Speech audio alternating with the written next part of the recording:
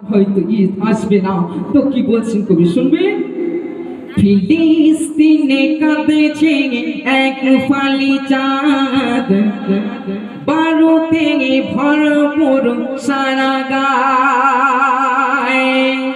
ফিলিস্তিনে কাঁদেছে এক ফালি চাঁদ, বারুতে ভরপুর সারা গায়। ঈদ হবে না আর যে ফিলিস্তিনে, ঈদ হবে না আর যে ফিলিস্তিনে।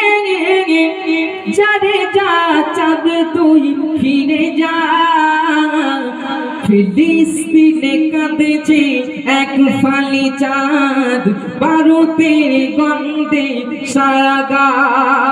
ঈদ হবে না আর যে ফিলিস্তিনে, ফিরে যা চাঁদ তুই ফিরে যা। ফিলিস্তিনে কাঁদেছে এক ফালি চাঁদ। আর জাজিরা নামে একটা আরবিক পত্রিকা বের হয়, সেই পত্রিকাতে একটা মায়ের ঘটনা পড়ছিলাম।